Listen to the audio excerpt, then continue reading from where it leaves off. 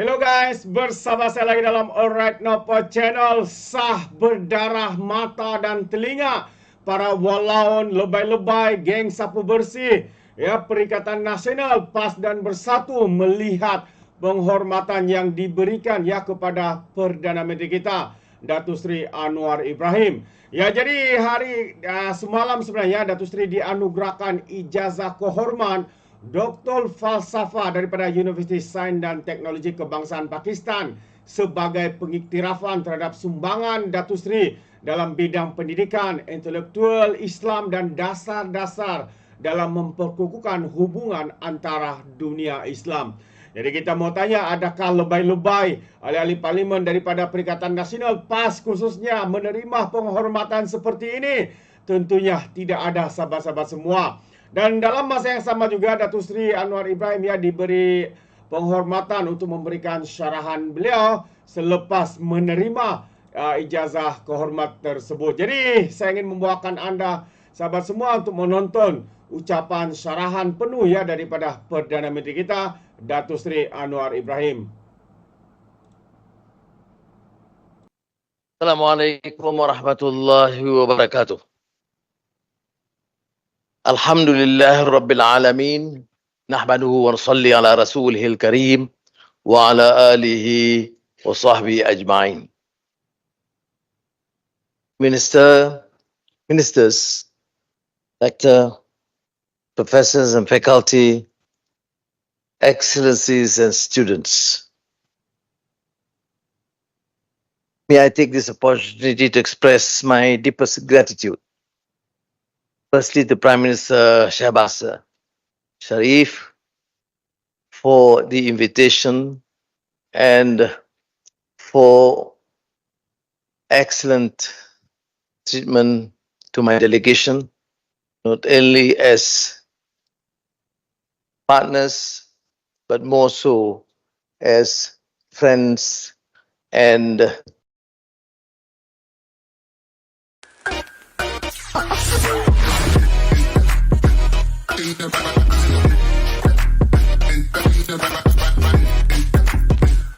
brothers. And to the Rector, the Board of Governors, I must also express my profound gratitude for conferring this honor, which I humbly accept on behalf of Malaysians who want peace, who want to establish better, cordial, meaningful partnership with our great friend, Pakistan.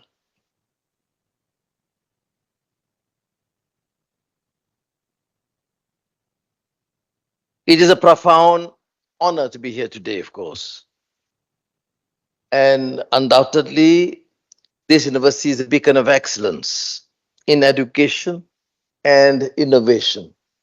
And I mentioned to the Rector, I'm the least qualified to assess because I'm the liberal arts guy. And yours is, of course, science and technology, which happens to be the challenge of the time. And if we want to advance and excel as a country, then the focus must also shift. Whilst giving importance to liberal arts, we must shift to give adequate importance and emphasis to the new technology, to science, to engineering, to digital, and to artificial intelligence.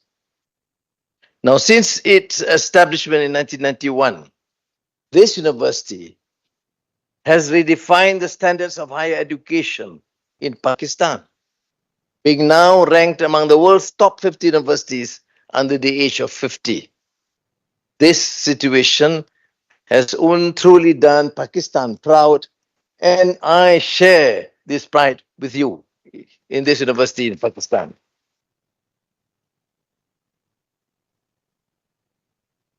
To the students, let me say that your presence at this prestigious university is a testament to your intellect, dedication, and immense potential. Just as Iqbal's philosophy calls for continual improvement. Your journey here will shape not only your own future, but also the destiny of this nation and the Ummah. Let us not forget that this land has long been the cradle of thought and learning. We are not far from the ancient ruins of Taxila, where institutional learning already took root over 2,500 years ago. And just over 1,000 years ago, the brilliant Al-Biruni conducted his mathematical prowess, observations, measured the Earth's radius with astonishing precision, coming within 1% of the modern estimate. The sons and daughters of Pakistan have always been the forefront of discovery, from the pioneering Nobel laureate Abdul Salam in groundbreaking research in organic chemistry, Pakistani scientists like Dr. Asifa Akhtar, renowned for her work in molecular biology, Ataur Rahman in organic chemistry, continue to make significant contributions on the global stage. The pursuit of knowledge is truly timeless in this land, and it has to be pursued with greater vigor. The search for understanding extends beyond scientific inquiry into the realm of ideas, where the pen is indeed mightier than the sword, articulating thought and shaping culture. In poetry, it allows for the spontaneous overflow of powerful feelings, and in prose, expressions of profound insight, penetrating the very depth of the human condition. I am therefore delighted that three of Allama Iqbal's influential works have now been compiled in the Malay language and duly presented to the Prime Minister this afternoon. The thoughts of Allama Iqbal, are consistent with the Malaysia's philosophy of nationhood. Philosophy of nationhood, we craft it as Madani or script. At the core, it is a deep commitment to human dignity, social justice, and mutual respect, principles that align harmoniously with the ideals of Allama Iqbal. The Madani vision calls upon all of us to transcend divisions and strive for a future of shared prosperity, moral responsibility, and intellectual renewal. Moral responsibility, I emphasize, because it is a deficit in the geopolitics and among the political elites of the world. Otherwise, you will not find complete abandonment of moral principles when it comes to the continued bombardment and genocide in Gaza and now Lebanon.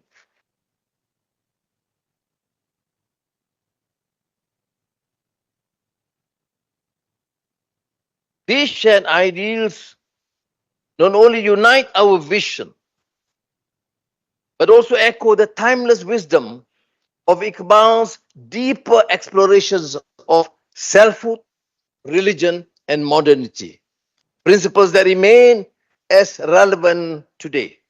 In Asrari Khudi, The Secrets of the Self, Iqbal explores the concept of selfhood against the grain of the entrenched Sufi doctrine of fana, expounded by the likes of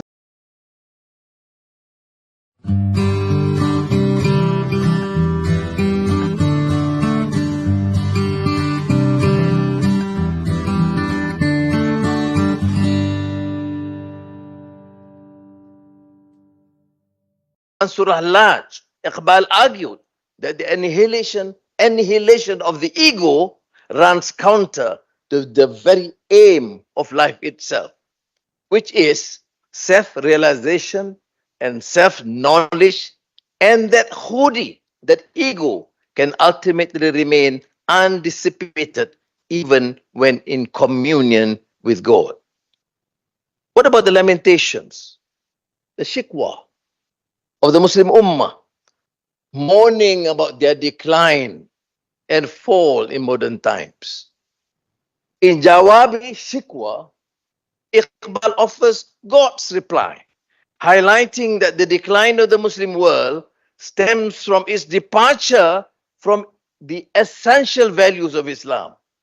The Ummah must return to the fundamental principles of faith alongside a revival of unity, conviction, and proactive effort.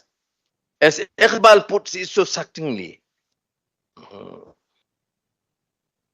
forgive me for my pronunciation, I've been trying very hard this morning. Aql hai tere, se perish e shamshir tere. Okay, intellect is your shield, love is your sword.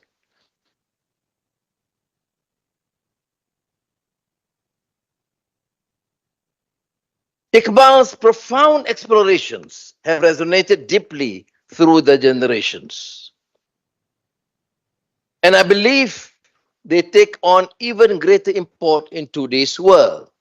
In his seminal reconstruction of religious thought in Islam, I emphasize this book because in all my teachings, in universities in Malaysia, I was not able to teach in Malaysia, but it's okay. In the past, if you know the history. But I did teach in the UK and in DC. The reconstruction of religious thought in Islam is an essential read for all postgraduate students, because Iqbal advocates for the informed evolution of the Islamic tradition. He critiques both taqlid, blind adherence to past interpretations, and the uncritical acceptance of Western modernity, urging for a balance between iman and aql, faith and reason. Iqbal was far ahead of his time.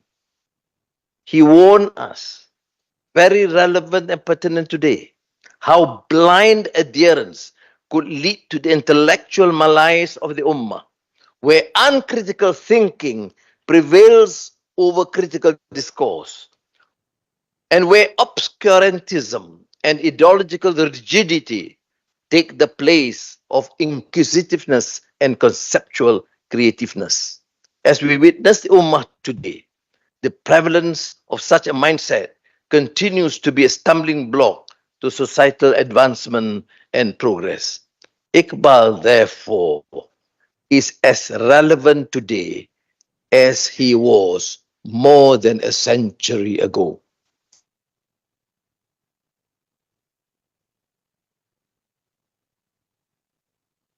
You see, too heavy is the crown. It's been comfort to me that I have difficulty in getting it right. Well, now, Iqbal's conception of the principle of ijtihad, creative thinking, renewal of thought, departs from the fiqh-bounded legalistic approach, opening up this doctrine to new vistas for reform and renewal, islah and tajdeed. Iqbal deploys ijtihad to reinterpret the eternal principles of Islam in the context of modern development in science, philosophy, and metaphysics. It is a bold challenge to both religious scholars and modern thinkers, an invitation to bridge faith with reason and tradition with progress. What we see today, the calamity that we face, is precisely because of the failure to address these issues. And it is unfortunate, in fact shameful, that this generation has ignored the wisdom of the sage of the past. That we continue to look at religion, look at our welfare and society in a blinkered manner, discarding the need for reason, for ijtihad, for respect, for tolerance, for the need to assimilate knowledge to the full. Now, in reflecting Iqbal's philosophical call for self-reformation, it begins with self-reformation. We can talk about governance, good governance, or anti-corruption, or order and society would be rendered meaningless without your firm commitment from the self to believe that corruption is a scourge and abuse of power must be condemned. Therefore, self-reformation and societal progress, according to Iqbal, is impossible to achieve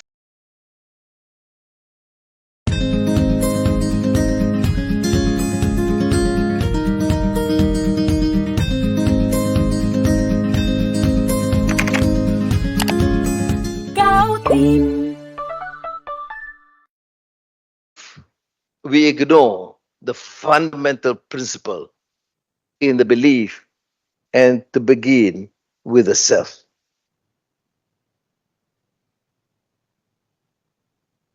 And here I take note to reflect this century's great statesman, where the vision, candor, commitment in building a nation, and the profound speech articulated in the 1947 Constituent Assembly by Qaid al-Azam Muhammad Ali Jinnah. Now, if Iqbal inspired the soul of Pakistan, then Jinnah gave it form and direction. His leadership was not born of convenience or expedience, for that would be transitory, but born of a profound belief in justice, equality, and the inalienable rights of individuals. In the face of immense historical pressures, Jinnah stood unyielding in his commitment to creating a state where all citizens, regardless of their faith or background, would be equal before the law.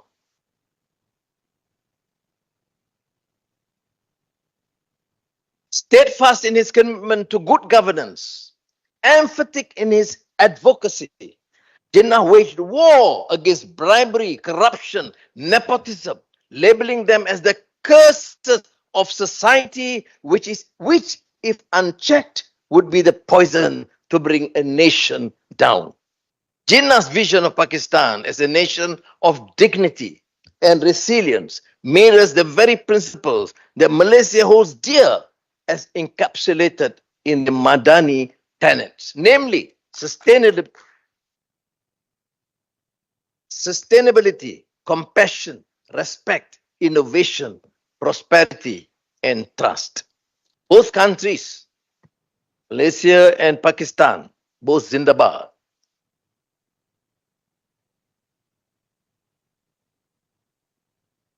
Committed to the ideals of unity, progress, and justice, and this shared commitment has brought us closer over the years. This relationship between Malaysia and Pakistan is deeply rooted in mutual respect, historical antecedents, and shared aspirations. Over the years, our nations have grown closer, not only through trade and diplomacy, but through the bonds that unite our peoples. I have emphasized this need to the Prime Minister and the colleagues today that regrettably things have evolved in a sluggish manner to circumstances that we are all familiar with. But at least for now, there's a renewed commitment. There is a tenacity, preparedness by both leadership and both countries to do whatever is necessary to enhance this bilateral relations to a comprehensive strategic partnership.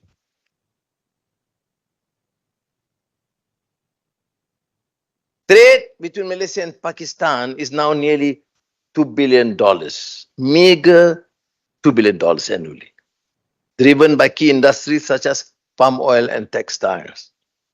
There is vast upside for us to enhance collaboration in the halal industry, Islamic finance, innovative financial instruments, greater participation in Sharia compliant investments, positioning Islamic finance as a global ethical alternative, but more so now with new initiatives in climate change policies, environmental protection, digital transformation, including artificial intelligence. At the end of the day, we mustn't forget that our economic fundamentals must remain strong and robust to withstand the slings and arrows of global uncertainties and challenges. And this must include instituting all the requisite structural reforms, no matter how unpopular that they may appear at first blush. While good and effective medicine may be bitter and hard to swallow, the cure it brings and the fruit of our labor will be worth the sacrifices. Professors, ladies and gentlemen, Malaysia must also expand efforts to counter radical extremism and the scourge of terrorism. Through shared intelligence, strategic partnership, and joint counter-terrorism initiatives, we must redouble our efforts to combat this threat at its roots. The task ahead requires a unified approach that goes beyond military and intelligence collaboration to include education and social reforms that address the root causes of radicalism and extremism. And as we part and chart a path towards renewal and progress, the role of youth and women are paramount. And it is essential that Malaysia and Pakistan work together to promote their contributions. We must empower youth and women to take their rightful place as the innovators of tomorrow. Equally inspiring is the role of Pakistani women whose contributions span various sectors, including education, healthcare, and creative art.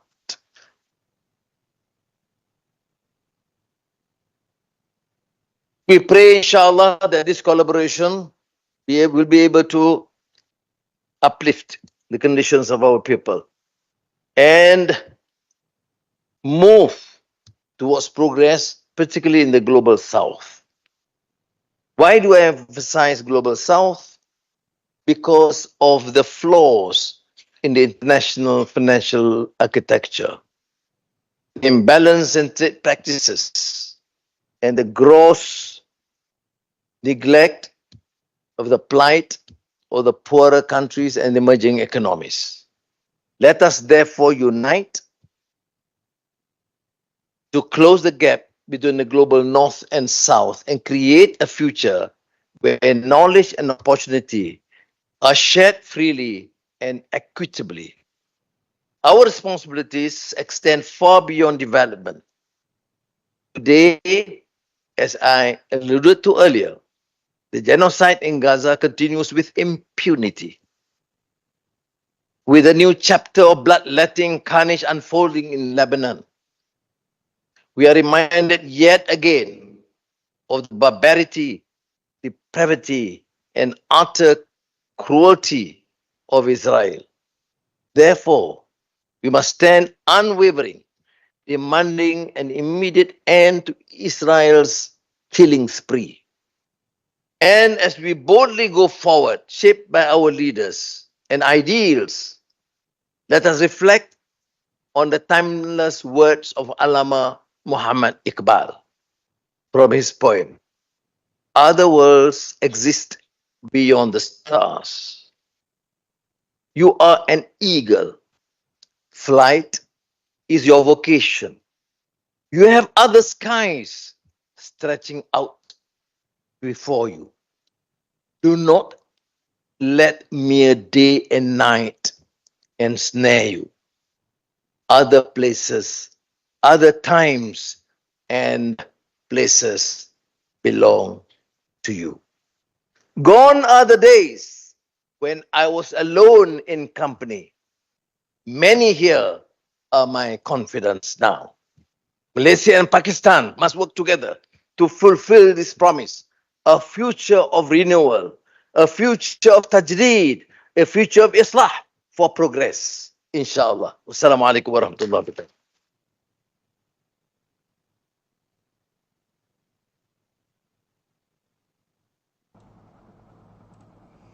Terbaik sahabat-sahabat semua. Itu dia syarahan, ucapan dan juga mesej yang disampaikan oleh Perdana Menteri kita. Satu yang amat-amat membanggakan. Jadi inilah pemimpin yang Thank you, Excellency, for an antara enlightening bangsa, sahabat-sahabat address. semua. Kita boleh nampak kualiti yang ada kepada Perdana Menteri kita memang tidak boleh dipertikaikan lagi. Yang membuatkan ahli Parlimen PAS Bersatu Perikatan Nasional semakin mencemburui, apatah lagi Walaun mungkin apabila melihat semua ini, mata mereka mungkin berdarah, telinga, mulut mereka mungkin keluar darah dan sebagainya. Apa pandangan anda sahabat semua? Anda boleh berikan komen ya di dalam ruangan komen. Jadi terima kasih. Sampai di sini saja, izinkan saya untuk mengundurkan diri dan seperti biasa peribahasa mengatakan, tak apapun kangkap, 2 tahun keinginan. Dalam bahasa Melayunya, tepuk dada, tanya selera. Sekian je daripada Alright Nampak Channel. Saya kita berjumpa lagi. Bye-bye.